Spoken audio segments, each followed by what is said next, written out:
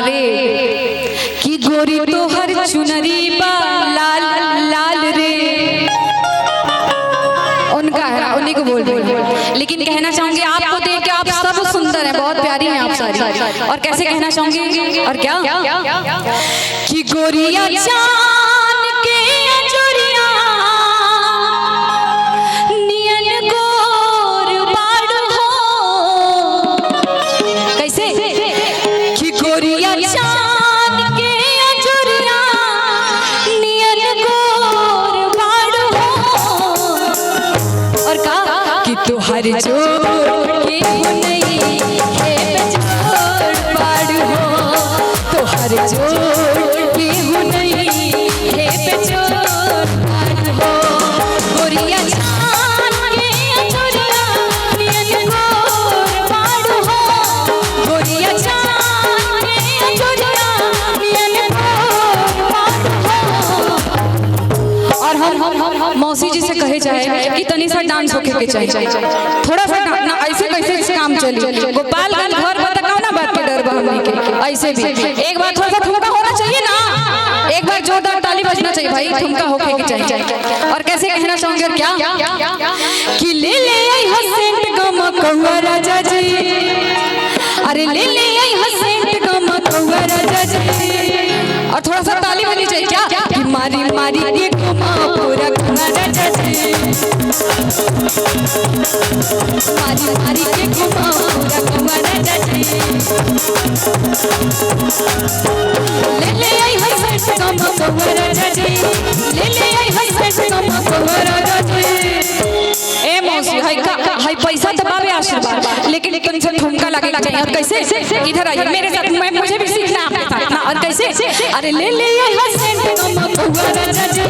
ले ले आई हसेंट गम कौआ राजा जी। मारी मारी के घुमा पूरा घुमा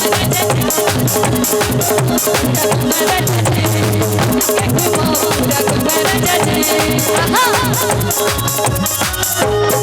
देखी ना नदिया भी जोरे लगा, मेरी बेमान भी हारे लगा।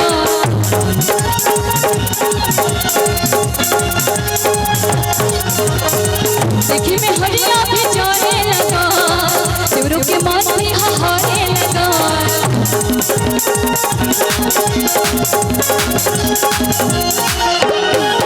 और इधर आइए, ऐसे ही है क्या कहती हैं और कैसे कहती हैं।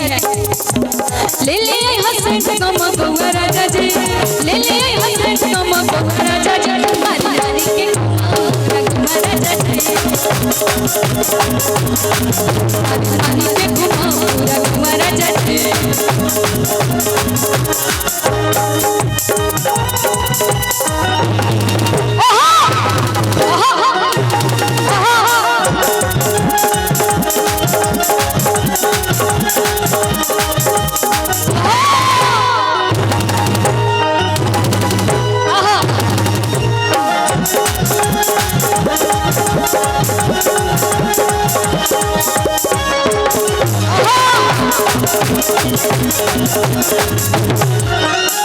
लेकिन कहना चाहूंगी कैसे